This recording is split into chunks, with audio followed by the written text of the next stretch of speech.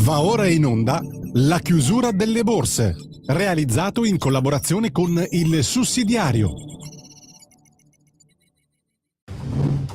Radio Libertà, in collaborazione con Il Sussidiario TV, presenta La chiusura delle borse di oggi.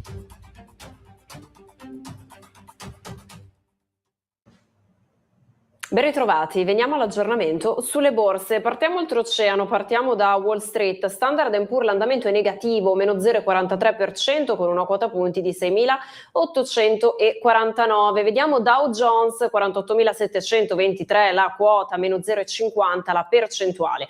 Ancora negativo l'andamento per Nasdaq con una quota punti di 24.924, Russell 2000, 2.631,74, meno 0,03 l'andamento. Vediamo l'indice della paura, il VIX, l'indice della volatilità, 21,78 percentuale, in questo caso positiva, 9,72%.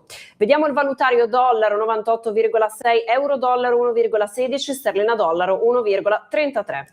Materie prime, partiamo dal petrolio, l'andamento continua a crescere 5,84%, 71 i dollari al barile, 5.308 sono i dollari all'oncia per l'oro, che anche in questo caso continua a crescere 0,55%. Titoli di Stato, BTP Bund 64,980, una parentesi sulle criptovalute, Bitcoin 69.424 dollari, 2.058 i dollari per Ethereum.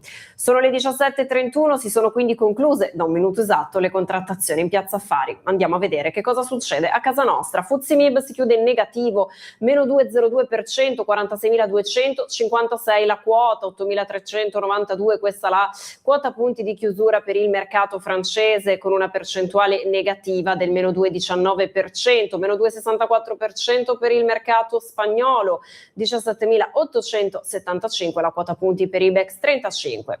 Veniamo al mercato tedesco, DAX 24.672 la quota, meno 2,42 la percentuale.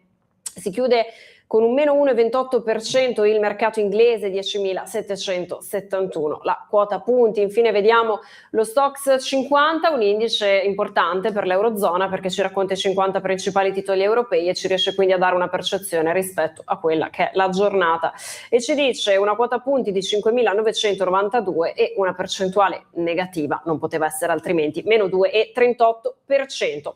E questi gli aggiornamenti per lunedì 2 marzo. Grazie per averci seguito. Avete ascoltato La chiusura delle borse, realizzato in collaborazione con Il Sussidiario.